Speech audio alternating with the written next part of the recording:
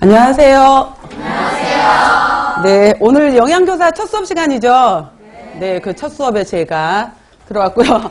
자, 오늘 이제 수업 들어갈 것이 우리가 식사요법 들어가는 거고요. 우리 강의가 영양교사잖아요. 그래서 영양교사 강의고 첫 수업이고 이래서 이제 특별히 또 며칠 전부터 전화 와서 첫 멘트를 잘 준비해라. 그래서 강의 준비 안 하고 멘트 준비하고 왔어요. 그래서 뭘로 또 멘트를 날려야 되나 이런 고민을 했었었는데 작년에 그 8월 첫째 주에 일단 8월 초에 이제 대략 임시적으로 해서 뭐 이렇게 임용교사를 이제 숫자를 이 정도로 뽑을 거다라고 했었을 때 영양교사를 작년에 뽑는다 그랬던 게 360명을 뽑는다고 8월 초에 발표를 한 거예요. 그러니까 그 전에 아무리 많이 뽑았어도 50명을 채 안 넘었고 정말 조금 뽑을 때는 막 17명 이랬었거든요. 전체적으로 다. 그랬었는데 이때 이제 360명 얘기가 나오고 나니까 이때 당시에 이제 미리 준비하고 있었던 학생분들 같은 경우에는 아, 드디어 기회가 왔다. 이러신 분들도 있었고 아직까지 이때까지도 망설이던 분들은 설마 줄겠지. 이러면서 이제 올해는 너무 늦었어. 기회가 아닌가 봐. 여러분들 마음이었죠. 그랬다가 이제 이게 10월 달에 확정이 됐었잖아요. 확정 인원수가 나왔을 때 500명에서 마이너스 3인가 빠진 숫자가 나온 거예요, 우리가. 그러니까 오히려 줄었던 것이 아니라 되려 130명 정도가 더 늘어서 발표가 된 거죠. 그래서 이때는 이제 늦었다. 이때라도 준비할 걸. 내년에 나는. 이렇게 하셨죠, 다들. 그래서 그러니까 이런 이제 기회가 있었었는데 그래서 다들 했던 말 중에 하나가 그때라도 공부할 걸 했었으면은 한 번이라도 봤었으면 합격했을 텐데 이런 얘기들이 엄청 많이 들렸었어요. 근데 결국 이제 저도 지난주에 3명 합격한 학생들한테 대접을 받았어요. 제가 대접을. 그래서 연락이 와서 대접해드리고 싶다. 그래서 그럼 대접 받으러 가마. 그래서 세 친구를 만났었는데 2명은 서울이었고 1명은 경기도였었거든요. 근데 서울 받은 친구들 같은 경우에는 2명 학생은 이제 학생이 아니죠. 이제 영양교사 선생님들은 그분들은 이제 서울에서는 이제 서울 뭐 구로 쪽 그다음에 서대문구 쪽 이렇게 발령을 받았었고 또 1명은 이제 경기도 쪽 발령을 받았었는데 서울 쪽 받은 친구 같은 경우는 초등으로 갔거든요. 근데 경기도 간 친구는 고등으로 간 거예요. 중석식이 들어가는 거죠. 그러니까 중석식이 들어가다 보니까 근데 여러분 아시죠? 발령이 성적순으로 나는 거. 그래서 서울 같은 경우에는 발령이 나도 초등순으로 났었는데 경기도는 경기도부터 먼저 난 거예요. 공부 잘하고 고등 났다고 이런 일이 이제 벌어지기도 했었는데 말하고 싶은 건 뭐냐면은 결국은 운이라는 것도 따른다라는 거죠. 그래서 준비했었을 때 이제 합격하고 났더니 여기는 이쪽은 초등인데 우리는 왜 또 중등이냐. 어떻게 중석식이 들어가고 학생 수가 2,000명이고 막 이런저런 얘기가 막 나온 거예요. 기숙사도 있고. 그래서 기숙사까지 뭐 책임져야 되고 뭐 이러저러한 이제 이런 얘기들을 듣고 왔었었는데 그래서 이제 중요한 게 그거잖아요. 그래서 니들 이번에 교육받을 때 올해는 어떻게 된다디? 나 빨리 우리 학생들한테 얘기해줘야 돼. 막 이러면서 올해는 어떻게 될 것 같아? 막 이랬더니 누가 알아요, 그거를. 그죠?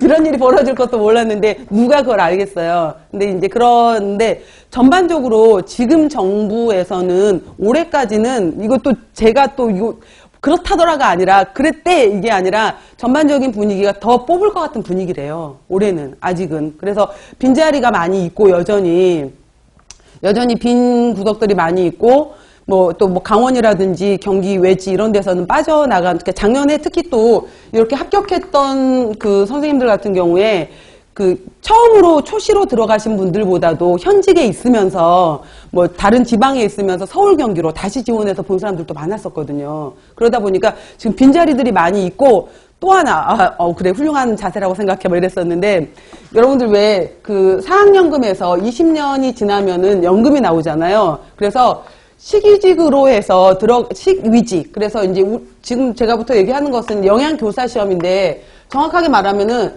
2007년도에 영양교사 시험이 처음 시작되었어요. 그러니까 2007년도에 시작할 때는 이제 2008년을 뽑는 걸로 해서 2008이라고 나왔죠. 근데 실제 시험은 2007년이었잖아요.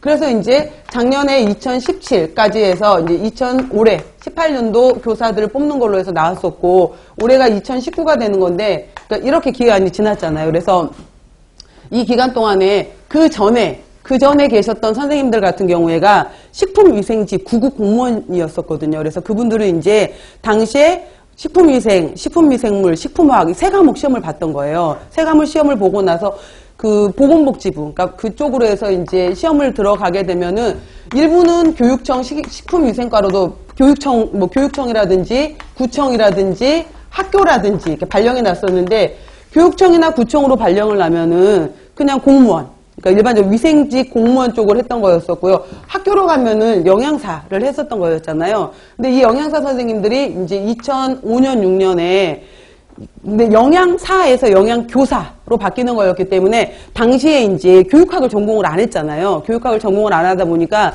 이제 2년제나 3년제, 그러니까 전문학사 출신 분들 같은 경우에는 2년 각 대학에서 교육을 더 받게 했고, 그 다음에 이제 4년제 출신들 같은 경우에는 1년 정도 교육을 더 받게 한 다음에 영양교사, 그러니까 그 시기직 공무원으로 있다가 교육부 공무원으로 바뀐 거죠. 근데 그 경력을 다 인정을 해준 거예요, 이분들을. 그래서 이분들이 올해 내년으로 해서 20년이 끝나간 분들이 많대요. 그래서 이제 지겹다, 그만두리. 또 이런 분들도 많기 때문에 빨리 밀어내고 우리가 들어가야 돼요, 여러분들. 그래서 그분들은 이제 쉬시라 그러고 열심히 일하셨으니까 이제 우리가 들어갈 자리 만들어줘야 되겠죠. 그래서 이래저래 아무튼 이제 전반적으로 복지 쪽이 더 많아지다 보니까 더 많이 뽑을 거라는 분위기도 있고 또 기회는 어떻게든 있는 거기 때문에 고민하시다가 지금 이 강의를 이제 인강으로 들으신 분들도 있고 또 고민하다가 실강으로 직접 오신 분들도 있고 이렇잖아요. 그래서 오시기 전까지는 정말 이걸 해야 될 것인가 말아야 될 것인가, 작년에 할 걸, 자 작년에 할 걸 이런 후회하기 전에 올해라도 할 걸 해야지, 지금 이런 마음으로도 다들 오셨잖아요. 그러니까 그 마음 끝까지 잘 가시고, 그 다음에 제가 이제 첫 번째 생각했던 것 중에 하나가 멘트, 이것만 설명하고 이제 바로 들어갈 건데, 원래 한자로 써야 되는데 한자를 못 써요. 외울래다 못 외웠어요. 그래서 일기일회라는 이제 한자가 있었는데, 이제 저는 종교를 떠나서 이제 법정 스님을 굉장히 좋아해요. 근데 법정 스님 책을 이번 겨울에 한 4권, 5권 이렇게 읽는 과정에서 이 일기일회라는 말이 굉장히 많이 와 닿더라고요. 근데 이게 이제 한 번의 기회, 한 번의 이제 만남 이런 뜻이었거든요. 그래서 한 번의 기회, 한 번의 만남. 그래서 여기에서 원 의미는 한 번의 기회, 우리가 한 번 만날 때마다 이거를 최선의 모임으로, 그러니까 최선의 이걸로 해서 이제 그 기회를 잘 살리자, 이 순간에 충실하자, 이런 의미였었거든요. 근데 이런 여러 가지 의미도 있지만은 또 여러분들이 또 이렇게 지금 직접 나오셨고 또 기회를 잡으러 나오셨고 또 이런 분위기를 만들었었을 때 여기에서 이제 최선을 다하셔서 잘 따라오셨으면 좋겠어요. 그리고 이제 뭐 여러 또 선배 이제 뭐 합격하신 분들의 선배님들, 그 영양교사 다른 합격한 분들이 이제 수기도 많이 읽어보셨겠지만은 분위기 굉장히 중요하거든요. 그래서 이제 나만 뭐 혼자 잘하려고 하는 것이 아니라 같이 이끌어가는 스터디, 이런 그룹들도 굉장히 중요한 거니까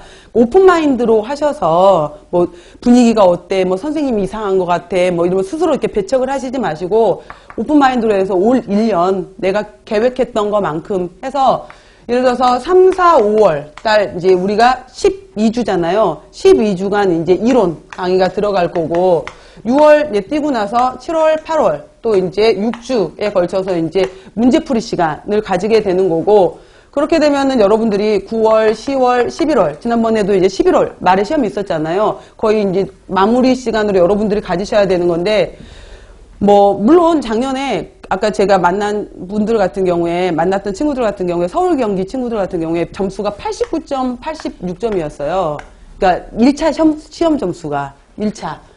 그러니까 1차 점수가 야 대단하다 니네 이랬었는데 서울이 72점인가 4점인가 그랬거든요. 서울이 그 커트라인 점수가 72인가 4인가 그랬고 경기가 74인가 6인가 이랬어요. 그러니까 72에서 74점이었는데 얘네들이 89, 86점을 맞았었어요. 그래서 교육학에서도 16, 17점을 맞았고 전공에서도 이제 이만큼 맞은 거죠. 그러니까 16점을 빼고 나면 70점. 72, 3점을 맞은 거잖아요. 굉장히 잘한 거예요. 그러니까 완전 하위 쪽으로 해서 이제 잘했던 건데, 이 시험 점수, 그러니까 1차는 이제 전공 시험에, 그러니까 교육학 20점, 전공 A, 전공 B 시험으로 해서 20, 40, 40, 100점이 되는 거고, 2차 같은 경우에는 면접 시험인데, 이제 또 이것도 마찬가지로 100점 만점이잖아요. 그래서 이 두 가지 점수를 합산하더라고요. 그러니까 1차를 합격했다고 하는 게 아니라 1차 점수 높은 사람이 2차 때 당연히 면접 때 같이 두 점수가 합산되니까 높아지는 거잖아요. 그래서 2차 때도 마찬가지로 이 1차 점수를 같이 없어지는, 합격했으니까 없어지는 것이 아니라 같이 갖고 가서 이제 높은 순으로 그 배치가 되는 것 같더라고요. 그래서 뭐 이건 2차는 이제 또 그 다음에 생각하셔도 되는 거고, 아무튼 1차에서 말 그대로 시험이라는 것은 합격을, 커트라인을 넘느냐 못 넘느냐, 일단 그거잖아요. 넘었냐 못 넘었느냐. 그리고 저도 보고 나니까 기왕에 넘을 거면 높게 넘어야겠더라고요. 그래야지 덜 불안하겠죠. 그래서 이런 내용들이 있게 되는 건데, 자, 이제 가끔 공부를 하다 보면은 어떻게 공부를 해야 되느냐. 지금 뭐 책만 펼쳐놓으신 분도 있고, 그 다음에 이제 옆에 쓸 것도 갖고 계신 분들도 있고, 뭐 여러 가지 이제 아직 펼치지도 않으신 분들도 있고, 이런 건데, 그 준비하실 때 여러분들이 이제 잘 하나하나 따라오셔야 되는 건데, 갑자기 말을 잃었어요. 뭘 얘기하려고 했던 것을. 자, 그랬을 때, 이 취미예요, 여러분들. 그래서 이제 여러분들 전공은 제가 잘 가르치도록 갑자기 생각이 안 나요. 가끔.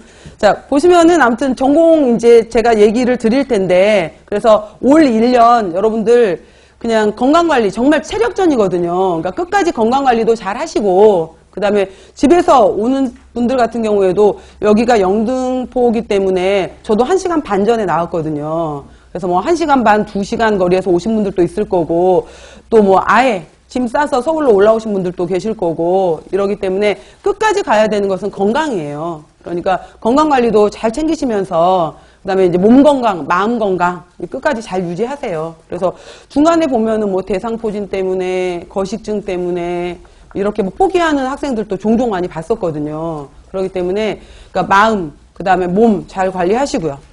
자, 잠깐 이제 작년, 재작년 기출만 어차피 우리가 문제풀이 들어가면은 기출 부분이 들어가잖아요. 들어가게 되는 건데 그 기출 들어가기 전, 그러니까 작년 거를 잠깐만 짚어보게 되면은 전공 이제 교육학은 놔두고 나서 그 다음에 전공 A, 그 다음에 전공 B가 이렇게 이제 있었을 때, 그리고 교육학 같은 경우에 아까 이 친구들 89, 87 이렇게 점수 맞았다 그랬잖아요. 근데 잘 맞은 이유가 있었더라고요. 그 중에 한 친구가 먼저 그러니까 작년, 재작년에 합격했던 학생이었었어요. 학생이었던 영양교사였었는데 문재인 정부로 바뀌면서 교육부에서 원하는 그 교육 시스템을 알고 있었던 거예요. 현업에 있다 보니까. 그래서 그걸 강조한 내용들을 이제 아무래도 이 모델이 계속 교육 모델이 나올 것 같다. 이걸 빨리 캐치를 한 거죠. 그러면서 작년에 다시 재수하고 있던 친구한테 이거 공부해놔. 이거 계속 지금 강조하고 있어. 근데 그게 1번 문제였대요. 교육학.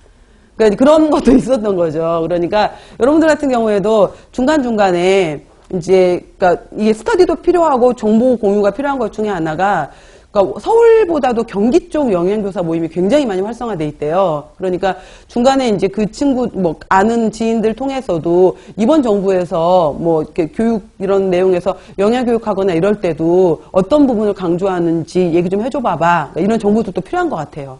그래서 교육학 부분이 있었고 전공 A, 전공 B가 있게 되는데 40, 40점으로 들어가잖아요. 그러면은 이 전공 A 같은 경우에는 2점짜리 문항도 들어가고 그 다음에 4점짜리 문항도 들어가요. 그 다음에 40점에 해당이 되는 전공 B 같은 경우에는 4점짜리 문제에 5점짜리 문제, 그 다음에 10점짜리 문제, 이렇게 이제, 그래서 이거를 이제 간단하게 기평이라고도 하고 간단하게 서술 하는 것도 있고요. 그 다음에 서술하시오, 그 다음에 이제 논술하시오, 이런 식으로 해서 10점짜리 문항 굉장히 중요하잖아요. 그래서 작년, 그러니까 2018년 기준으로 해서 작년 나왔던 문제 같은 경우에는 교육 쪽 모델이었어요. 그래서 영양교육 쪽 문제였었고, 그 전년도에는 이제 알레르기 문제였었잖아요. 그런 식으로 해서 10점짜리 문제들도 굉장히 배점이 큰 거고, 근데 보면은 거의 뭐 이 친구들도 89, 86 이렇게 맞았던 친구들도 교육학 굉장히, 그러니까 전공 시험 잘 봤는데 생각보다 낮았어요. 그게 점수를 많이 엄격하게 깎는 것 같아요. 그러니까 정확하게 썼다고 생각했는데도 그거보다 더 잘 나올 줄 알았다 이렇게 얘기를 하더라고요.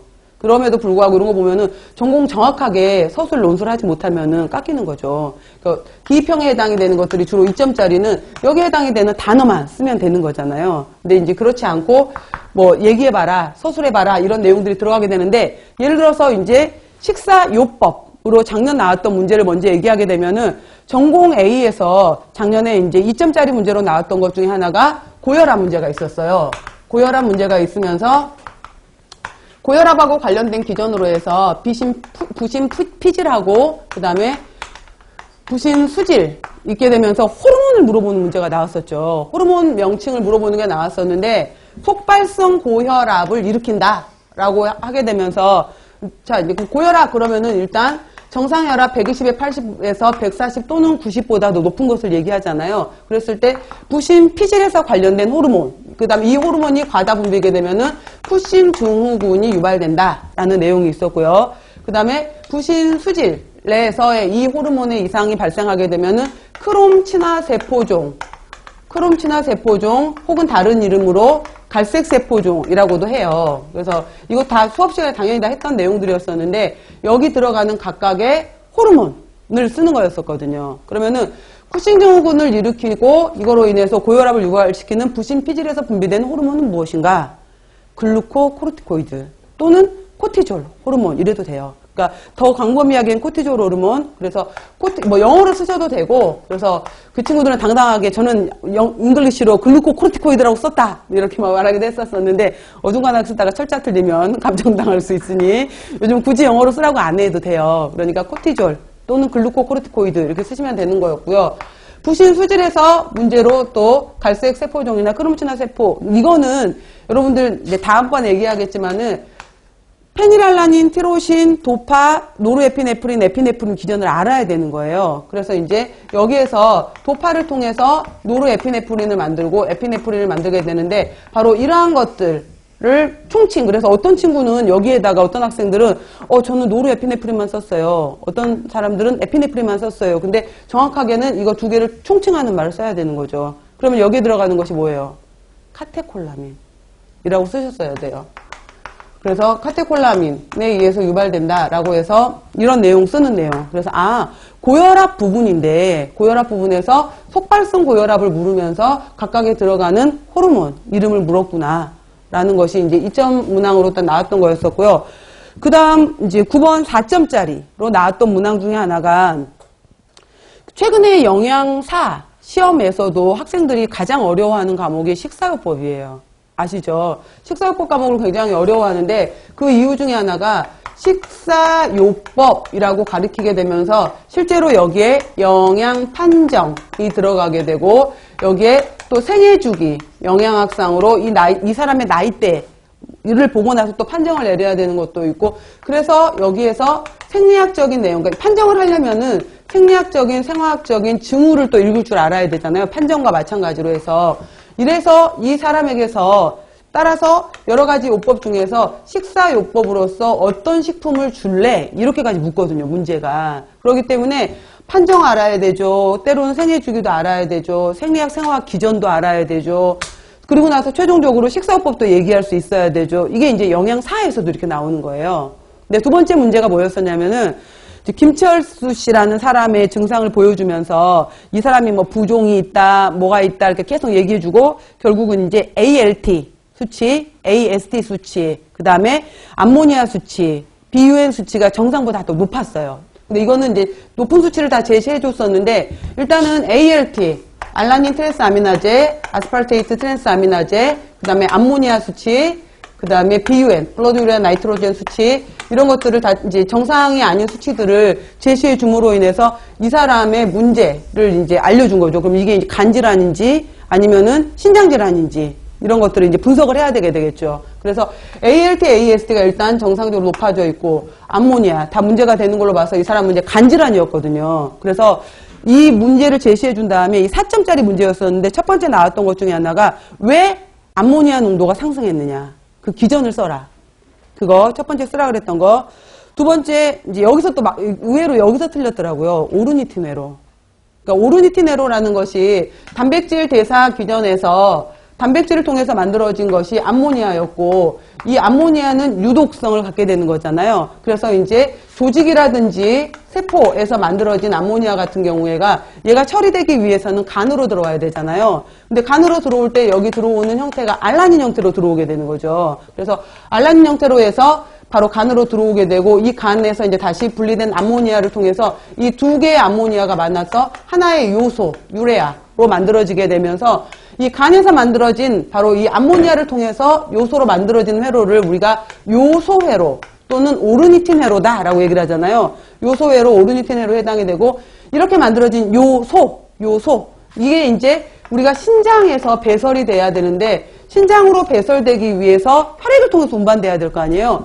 혈액 속에 들어있는 요소다라고 해서 이것을 BUN이라고 하게 되는 거죠. 그래서 이제 이러한 값에 대해서 신장에서 배설이 되는 거고, 실제 오르니틴 회로를 갖고 있는 것은 암모니아. 그래서 이제 여기에서 아스파르틱 액시드를 제시를 하게 되면서, 아스파르틱 액시드가 아스파르트산이 어떤 기능을 했느냐라고 했는데, 첫 번째 암모니아하고 CO2, 그러니까 정답을 썼던 게 두 번째 CO2를 제공하는 것도 있었고, 아스파르틱 액시드가 또 하나의 암모니아를, 아미노기를 제공하는 역할이었었거든요. 그러니까 이러한 기전.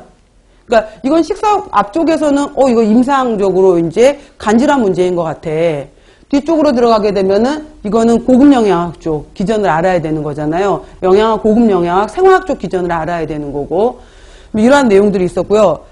그리고 이제 또 그러니까 이 사람에 대한 이러한 내용들을 쭉 쓸 줄 알아야 되기 때문에 이거 간질환이구나 라는 걸 찾을 수 있어야 되는 것이 바로 문제였고, 그 다음 전공 B 세 번째 시간으로 들어가게 되면은 알도스테론 기량제 얘기가 나왔었어요. 그래서 알도스테론, 이거 호르몬 문제가 많았죠, 이번에는. 그래서 알도스테론 기량제다라고 했는데, 알도스테론은 어디서 분비가 되는 호르몬이에요? 부신, 피질에서 분비가 되는 거고, 나트륨을 재흡수하는 기능을 하는 거잖아요. 그럼 길항이니까 나트륨이 재흡수 안 되도록 하는 반대 기전을 한다는 얘기잖아요. 그럼 얘하고 나트륨하고 있었을 때 반대작용을 해야 되는 주작용 물질은 누구예요? 칼륨. 그러니까 칼륨을 쓰라는 내용이었었고, 그러니까 이 무기질, 이거를 쓰고, 얘를 그러면은 조리중, 분명히 조리중이라고 했어요. 조리중에 이거의 흡수를 줄이기 위해서 할 방법을 두 가지 써라 라고 했었어요. 그러니까 칼륨을 쓰고 칼륨을 줄이기 위해서 쓸 수 있는 방법을 써봐라. 그러면은 조리중에 물어봤잖아요. 일단 칼륨은 수용성이야. 그러니까 많은 양의 물을 이용해서 수용성, 이 칼륨 성분을 배출시켜야 되는 거죠. 그래서 이 많은 조리에 다량의 물을 사용한다. 이런 방법이 들어간다든지, 아니면 껍질, 이 부분에 특히 많이 들어있거든요. 그러니까 껍질 부분을 제거한다. 이런 내용이 들어간다든지, 그러니까 그런 식의 내용이 들어가게끔. 그러니까 포인트가 그냥 칼륨을 줄이기 위한 방법, 이게 아니라 조리 과정 중 칼륨을 줄이기 위한 방법, 이걸 또 찾으셔야 되는 거죠. 그러니까 이런 포인트를 잡고서 들어갔어야 된 내용이었고요.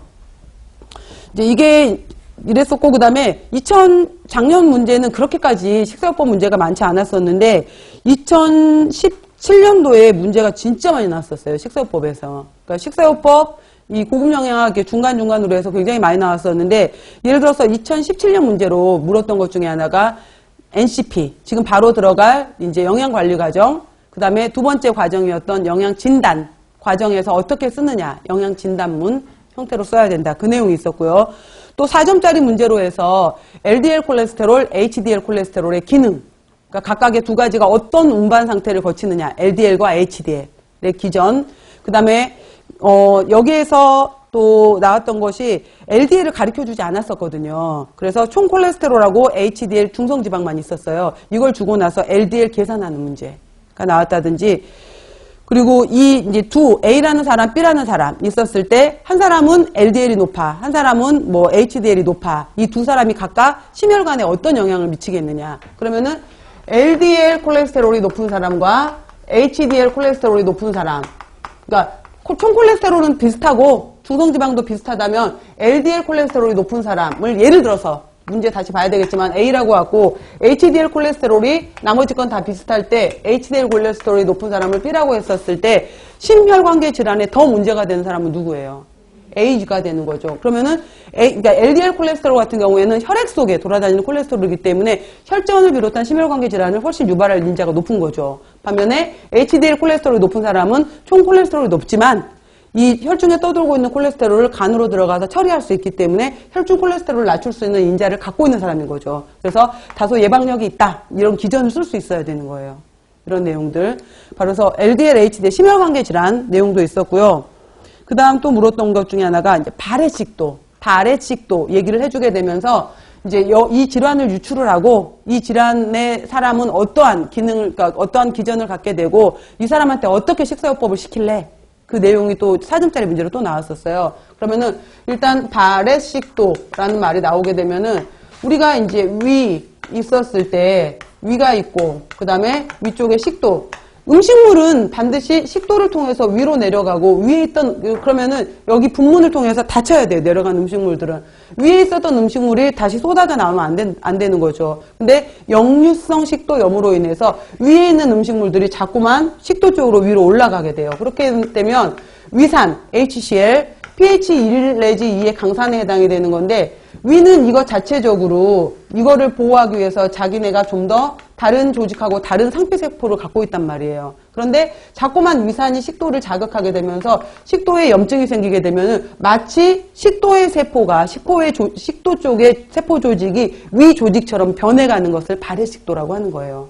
위처럼 변해가는 거. 아, 이거 발해식도 역류성 식도염 얘기구나. 아, 이 질환은 역류성 식도염이다. 왜 생겨? 라고 하게 되면은 지금 말한 것처럼 분문이 꽉 닫혀서 위산이 역류되지 않아야 되는데 위산 역류로 인해서 발생되는 그 기전을 설명해 줄 수 있어야 되고 그럼 이 사람은 어떻게 식사요법을 해줘야 되겠느냐 뭐 이런 식사 관련 행동을 어떻게 해줄래 이런 것들 그러니까 과식하지 않도록 해야 되고 꽉 조이는 옷을 입지 않도록 그러니까 식행동에 관련된 내용들도 있었고요.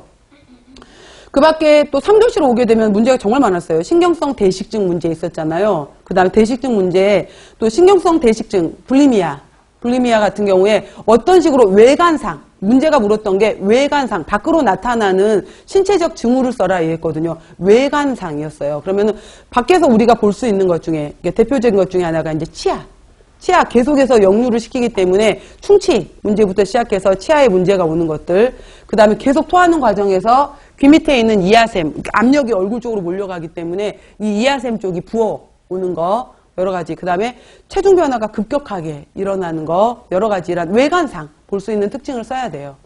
뭐 이러한 것들도 있었고요. 이제 가장 어려웠던 문제가 10점짜리 문제였었죠. 2017에. 그래서 그 알레르기 문제, 창식이 알레르기 문제. 근데 이제 그게 정말 애매해요. 나중에 우리 알레르기 배우겠지만은, 그리고 영양교사 선생님들이 가장 어려워하는 것 중에 하나가 실제 알레르기거든요. 현장에서도. 그래서 최근에 또 저도 이제 아이들 학교에 가고 나서 학교에서 지금 일주일, 이제 며칠 안 됐는데 제일 먼저 날라오는 것이 알레르기 조사표 날라오잖아요. 그래서 이제 알레르기가 실제 너무 중요하기 때문에 오게 되는 건데, 뭐 미쳐버린대요. 된장에는 알레르기가 없는데 청국장에만 있어요. 그럼 얘는 콩을 어쩌라는 것인가 부터 시작을 해서 얘는 뭐 우유부터 시작해서 여러 가지가 있었을 때 좀 더 맛있게 해주기 위해서 하이라이스, 카레라이스에 우유를 넣고 싶은데 얘는 넣으면 안 되는 거예요.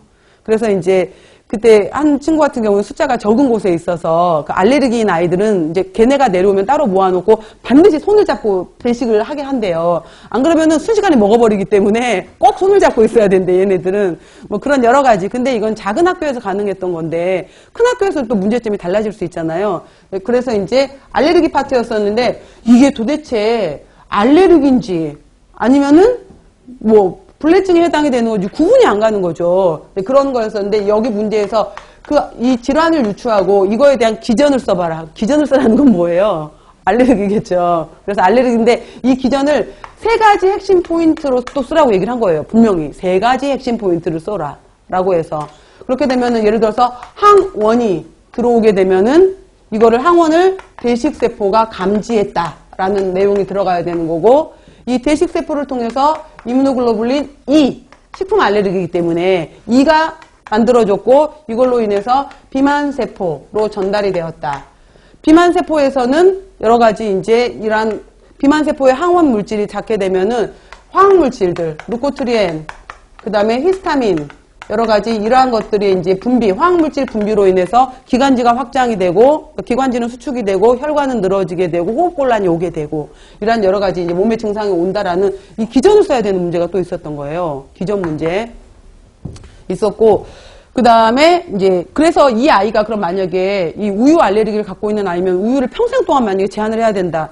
우유를 제한해야 될, 엄청 어려운 거죠. 과자부터 시작을 해서 빵, 첨가되는 것도 굉장히 많은데 그래서 그러한 경우에 이 아이의 성장기에 어떤 문제가 오겠는가 영양 문제 이러한 것들도 있었고요. 마지막 문제가 영양교사로서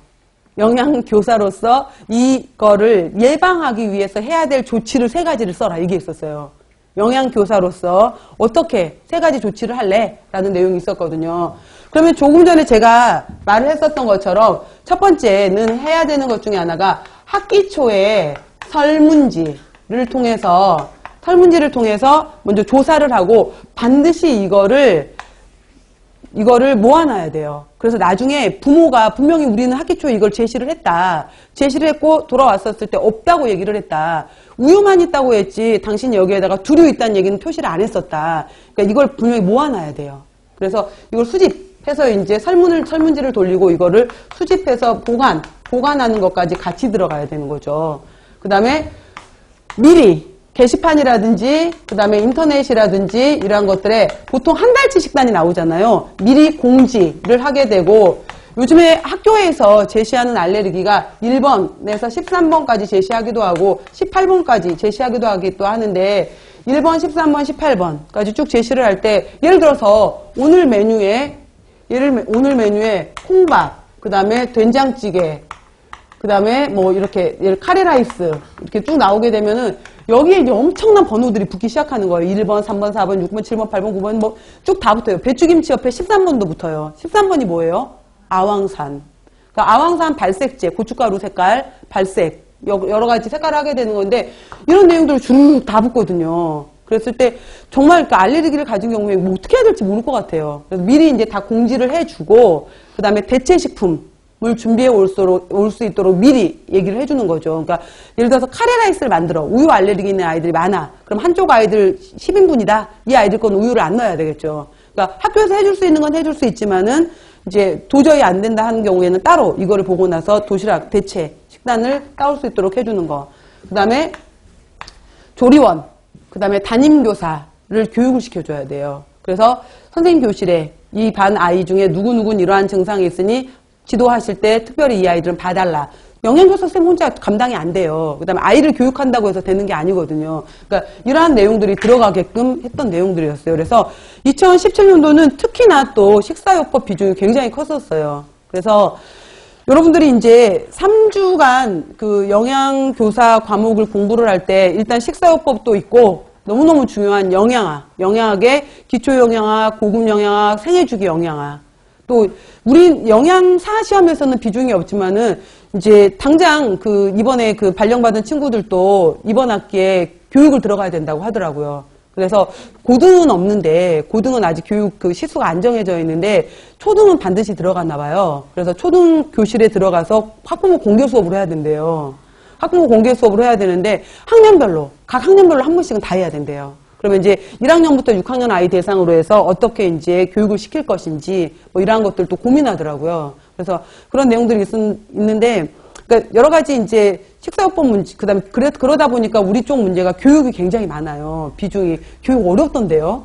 그러니까 저도 이제 식품 영양학을 전공을 하면서 저도 강의를 97년, 8년부터 시작했나 봐요. 얼마 안 됐죠. 몇 년 된 거예요, 여러분? 20년? 몇 살이야, 내가? 모르겠어요. 이미 잊어버렸어요. 20살 넘으면서부터는. 그래서 웬만한 과목들은 그러니까 식용과 과목들은 웬만한 과목들은 강의를 다 많이 해봤는데, 영양 교육은 못 하겠더라고요. 너무 어려워. 이해도 안 되고요. 근데 여러분들은 이제 영양 교육을 확실하게 잡아야 돼요. 그 다음에 작년에 그 고득점자 학생들이 영양 교육을 좋아하는 학생들이었어요. 그러니까 영양 교육 쪽을 비중이 계속 커지기 때문에 영양 교육. 반드시 잡으셔야 돼요. 여러분들이 꼼꼼하게 잡으셔야 되는 거고 교육 파트, 그 다음에 식품학 조리원리. 또 한동안 식품학 같은 경우에도 아예 화학 구조로 시험이 쫙 나왔던 적이 있어요. 그러면 이 화학식을 보고 나서 얘가 어떤 효소인지 어떠한 구조식인지 다 찾아내야 되는 거예요. 그러니까 이런 화학 문제, 그 다음에 실제로 이제 조리 파트로 또 조리 문제, 그 다음에 단체급식, 위생, 법규 이렇게 쭉 또 연결되는 부분들 있잖아요. 또 뭐 단체급식 내에 또 급식 경영이 들어간다든지 인사관리가 들어간다든지 이런 부분들이 쭉 들어가기 때문에 이제 전체적으로 저는 항상 첫 시간에 제가 말씀드리지만은 저는 제 과목만 강의를 해요. 나머지 건 몰라요, 여러분들. 근데 여러분들이 1년 동안 공부하시고 나면은 저보다 훨씬 정말 많이 알게 돼요. 모든 과목을 다 공부를 하니까.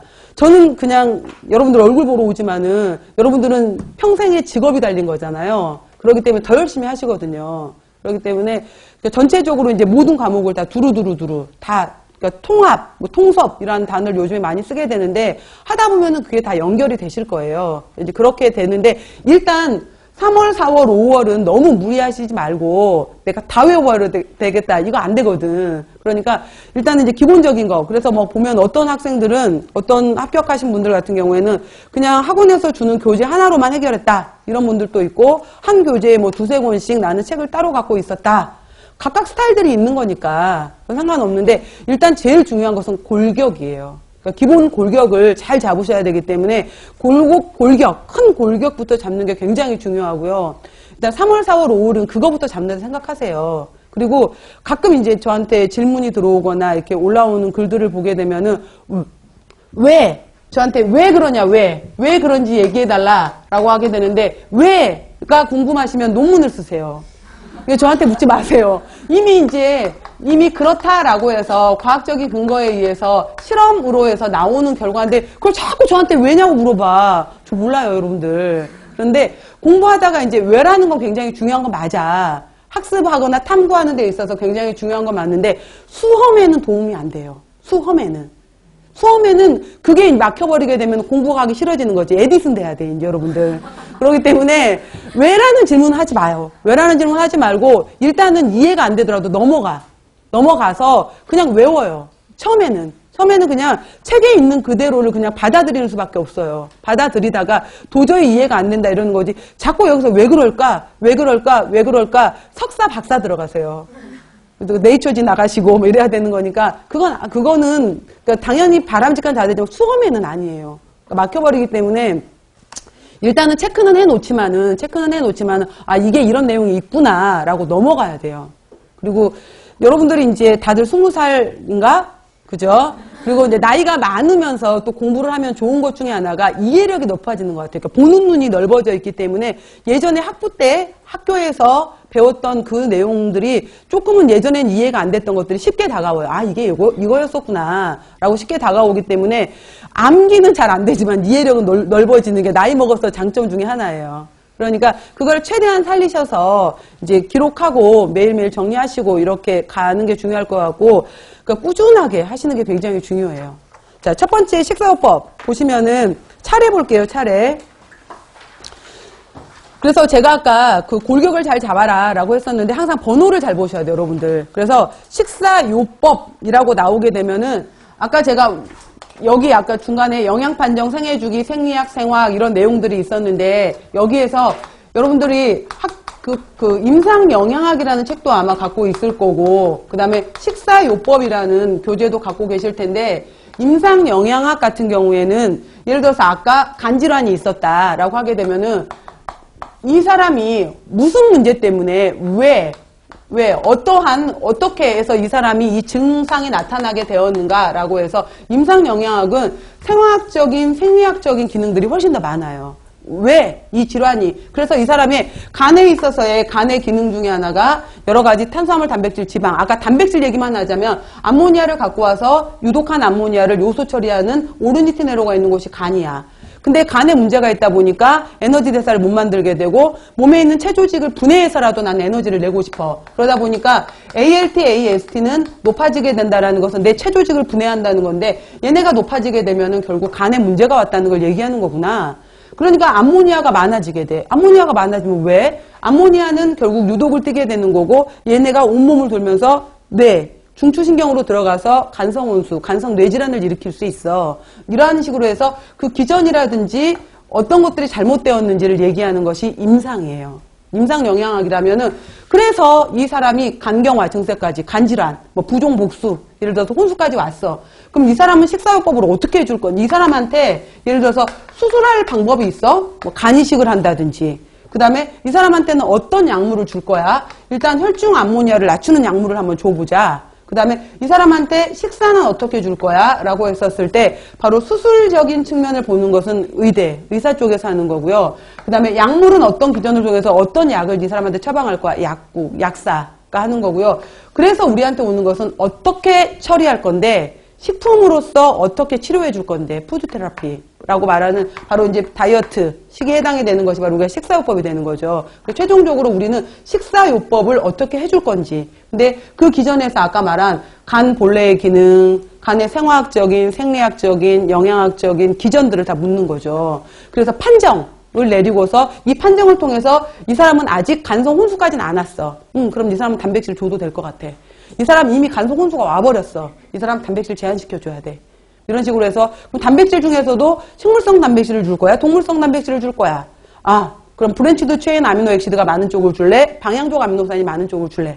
이런 식으로 이제 그 내려가는 것이 바로 이 기전이 되는 거예요. 그래서 쭉 이러한 원리로 들어가게 되는 건데 일단은 식사요법은 이런 식으로 해서 질환에 따라서 질환이 발생됐던 기전, 증상, 증후, 판정, 그리고 식사요법 이런 순서로 내려오는구나 라고 되는 거고 이제 오늘 시간, 다음 시간 들어갈 개요 파트에서는 여기에서는 영양관리 과정, 그래서 Nutritional Care Process, NCP에 대해서 얘기를 할 거고요. 그 다음에 이 환자들한테는 그래서 병원에서 주는 밥, 병인식에 해당이 되는 거는 일반 병인식, 특별 병인식, 검사식이 있다. 각각의 병인식, 일반 병인식, 특별 병인식, 검사식. 일반 병인식에 바로 연식, 경식, 상식이란 단어들이 들어가는 거고요. 그리고 영양 투여를 어떻게 해줄래? 라고 했었을 때 예를 들어서 음식을 먹을 수 있어 라고 한다면은 이제 음식을 주는 방법 경구 입으로 줄래? 아니면은 기능은 살아있지만 아직 입이라든지 식도에 문제가 있어. 관을 삽입해서 음식물을 넣어줄래? 경관 할래? 아니 장을 이용할 수가 없어. 그러면은 정맥 영양법을 들어갈래? 아니 이 사람은 정맥 영양법도 힘들고 당장 지금 많은 열량이 필요해. 심장으로 바로 꽂자. 완전 중심 정맥 영양법을 들어갈래? 이런 식으로 해서 영양 투여 방법. 그 다음 제일 중요한 것 중 반드시 잘 시험 문제 나왔던 것 중에 하나가 작년에 없었지만은 식품 교환표 문제가 나왔었죠. 그래서 식품 교환표에 따라서 그래서 우리가 이제 식용과를 전공하고 나면은 식단을 짤 때 크게 두 가지로 보잖아요. 식사 구성안으로 접근할 것인지 식품 교환표로 접근할 것인지. 그럼 식사 구성안으로 접근하는 방법은 일반적으로 일반인 대상 영양학이라든지 단체급식에서는 구성안법을 선택을 하게 되는 거고 식사요법에서는 식품교환표법을 선택하게 되는 거잖아요. 이렇게 해서 1장의 가장 중요한 키워드는 NCP, 병인식, 영양투여방법, 식품교환표 이렇게 되는 거예요. 그 다음 두 번째 이제 우리가 크게 봤었을 때 소화기계 질환이다 라고 하게 되면은 소화기계라는 것은 말 그대로 입에서 음식물을 배설하는 항문까지 관련된 기관을 다 말하는 거예요. 그러면은 구강을 지나서 식도를 지나서 위를 지나서 소장을 지나서 그 다음에 대장을 지나서 그 다음에 직장, 항문까지 넘어오는 과정에서 발생되는 여러 가지 질환들을 말하겠죠. 그러면은 나중에 여러분들이 공부하고 나면은 입에서는 입 쪽에서는 음식을 삼켜서 그러니까 저작작용을 해서 삼켜줘야 되는데 잘 내려가지가 않아. 연화곤란. 그 다음 식도. 아까 말한 것처럼 식도. 위에서의 위산이 자꾸 역류가 되면서 식도에 염증이 오는 역류성 식도염. 위로 내려오게 되면은 급성 위염, 만성 위염, 위궤양. 내용이 나올 거고요. 소장으로 내려오게 되면 소장이 12지장 공장 회장이잖아요. 12지장 궤양부터 시작을 해서 여러 가지 이제 여기 소화흡수 불량증에 관련된 뭐 장염이 왔다든지 그 다음에 설사가 왔다든지 그 다음에 실리학병이 왔다든지 여러 가지 소장, 소화흡수 되지 않으면서 설사 형태, 지방변 형태를 띠는 질환들이 올 거고요. 대장 쪽으로 넘어오게 되면은 변비, 개실염 여러 가지 이러한 그 다음에 뭐 과민성 대장증후군 이러한 내용들이 나오게 될 거고요. 그래서 각각의 이제 이러한 질환이 있었을 때 이 사람들한테 어떻게 식사요법을 할래? 이 내용들이에요. 그 다음에 간도 여러분 소화기계로 들어가요. 간도 소화기계로 들어가게 되면서 간에 문제가 왔었을 때 그래서 바로 이제 간염이 왔다든지 지방간이 왔다든지 간경변이 왔다든지 그 다음에 뭐 식도 위 정맥류가 왔다든지 간성 혼수가 왔다든지 그 다음에 간에서 만들어진 담즙은 간에서 만들어지잖아요. 저장이 되는 곳이 담낭이에요. 요즘에 그 핫한 그 드라마 중에 하나가 황금빛 내 인생이라는 드라마 있죠. 그래서 저도 이제 몰래 봐. 애들은 테레비 보면 안 된다 그러면서 리모컨을 신발장에 숨겨놓고 다니면서 저 혼자 보고 있는데 지난주에 내 애들이 없는 틈을 타서 이제 제대로 봐보자 이러면서 보는데 거기에서 그 아버지가 그 가족들 몰래 이제 나와서 토하잖아요. 근데 저는 신기했던 것 중에 하나가 이 아버지가 나와서 막 토해. 근데 이렇게 이제 그 다망색 약간 초록빛을 띤 물이 이렇게 토하는 거예요, 아버지가. 그러니까 그 엄마가 나와서 여보 왜 당신이 왜 담즙을 토해 이러더라고요. 그래서 이야 토하는 순간 바로 이 엄마는 담즙인 걸 아는구나. 여러분 알아요? 여러분 술 많이 드시고 나서 다음날 토할 때 이게 굉장히 시구나. 내가 위액을 토했어. 담즙을 토했구나. 이거 근데 그 엄마가 아무튼 그걸 보면서 담즙을 토했구나 이러는데 몰입을 해야 되는데 담즙을 어떻게 알았지? 막 이러면서 저는 이제 담낭에 저장됐던 담즙. 그다음에 그래서 담즙의 기능. 그다음 뒤쪽으로 이제 이렇게 췌장이 있게 되는 거죠. 그래서 담낭, 췌장 같은 경우에는 우리가 이제 뭐 췌장 이쪽 뒤에 있기 때문에 담낭하고 췌장하고 떨어져 있는 것처럼 보이지만 실제로 담관, 그 다음에 췌관을 통해서 이렇게 연결돼서 12지장으로 같이 들어가는 거예요. 그러니까 담낭, 췌장이 같이 연결돼요. 같이 연결돼서 있어서 간, 담낭, 췌장 질환 이렇게 같이 묶어서 얘기하는 거예요. 간, 담낭, 췌장 질환 이렇게 얘기를 하게 되는 거고, 그 다음에 말 그대로 소화기계, 음식하고 관련된 걸로 해서 여기에서 알레르기도 여기 소화기계 질환으로 같이 포함되기도 해요. 그러니까 면역 질환으로 보기도 하지만 소화기계 질환으로 보기도 해요. 알레르기 같은 경우에. 그래서 여기 알레르기가 들어가 있는 거고요. 그 다음에 이제 심혈관계로 들어가게 되면은 심혈관으로 들어가게 되면 말 그대로 심장의 기능이 제대로 안 됐을 때 우렬성 심부전부터 시작을 해서 심근경색, 협심증 여러 가지 얘기들 나오는 심장 자체의 질환도 있게 되고요. 결국은 혈관을 통해서 내려가야 되기 때문에 혈관이 받는 압력을 우리가 혈압이라고 하게 되는데 이 혈압이 정상보다 높은 고혈압도 있을 것이고 정상보다 낮은 저혈압도 있을 것이고 또 이 혈관이 동맥, 정맥, 모세혈관, 혈관에 해당이 되는 것이 딱딱해지면서 이완작용이 일어나야 되는데 이 딱딱해지면서 문제가 되는 것을 우리가 동맥이 굳어간다. 동맥경화증이라고 하는 거고요. 그 다음 이 심장 혈관을 통해서 우리 몸을 흘러야 되는 제일 중요한 것이 바로 이제 블러드, 혈액이잖아요. 근데 이 혈액이 맑고 깨끗하고 이래야 되는데 이 혈액에 이상이 왔네? 그래서 이상고지혈증이라고 말하는 것이 있죠. 그래서 LDL이 높아졌다. TG가 높아졌다. 이런 여러 가지 얘기가 나오는 이상고지혈증. 그래서 심혈관계 질환에서는 심장질환, 고혈압, 저혈압, 동맥경화, 이상고지혈증. 이게 심혈관계 질환 파트 내용이에요. 그 다음 나오는 것이 이제 비뇨기계 같은 경우에는 비뇨기계는 원래 말하는 것 중에 하나가 두 개의 이제 좌우 신장, 키드니, 콩팥, 그 다음에 콩팥에서 나온 소변을 받는 수뇨관에서 나온 소변을 모아놓는 방광에 모아진 소변이 나가는 요도 이렇게 나가야 되는 건데 실제로 우리가 수뇨관, 방광, 요도 쪽은 아니고 이 신장질환, 콩팥질환 여기만 묻게 돼요. 그래서 콩팥질환으로 인해서 신장이 온전하지 못하다, 신부전, 그 다음에 사구체 염증이 생겼다, 그 다음에 신증후군, 그 다음에 정 안 되면은 이제 신장 이식을 할 수도 있고 투석을 할 수도 있는 거잖아요. 그래서 혈액투석, 동막투석부터 시작해서 이제 여러 가지 이러한 비뇨기계 내용이 나오게 되고, 그리고 이제 마지막으로 매우 중요하게 남아있는 파트가 바로 이제 당뇨와 빈혈이에요. 당뇨, 빈혈.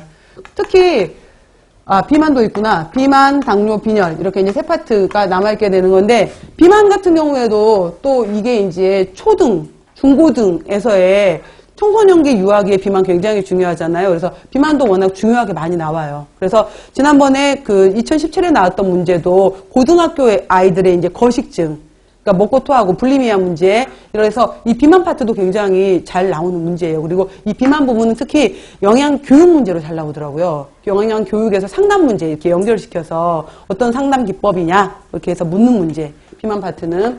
그러니까 중고등학교, 우리 특성상 이제 영양교사 선생님들이 되실 거고, 초등, 중등, 고등에 갔었을 때 주로 맞는 것들, 그러다 보니 알레르기 파트라든지 아까 말했던 것처럼 비만 파트라든지 이쪽 질환들이 들어가게 되는 거예요. 그 다음에 당뇨를 묻더라도 2형 당뇨도 묻지만은 더 많이 물어보는 것이 소아당뇨, 1형 당뇨 파트. 그래서 이 아이들한테 어떻게 이제 교육을 해줄래? 이런 것들 있잖아요. 운동 시간에 갑자기 저혈당이 왔다. 이런 경우에 어떻게 처방을 할래? 이런 식의 바로 당뇨 파트에서도 이제 아까 제가 생애주기 얘기했잖아요. 그러니까 소아당뇨 얘기를 많이 하게 되는 거고, 빈혈도 마찬가지로 이제 빈혈도 생애 주기에 따라서 쭉 나오게 되면은 임산부, 그 다음에 수유부들의 빈혈도 있게 되고, 그 다음에 그 이후로 이제 영아, 4개월 지나면서 이유식을 해줘야 되잖아요.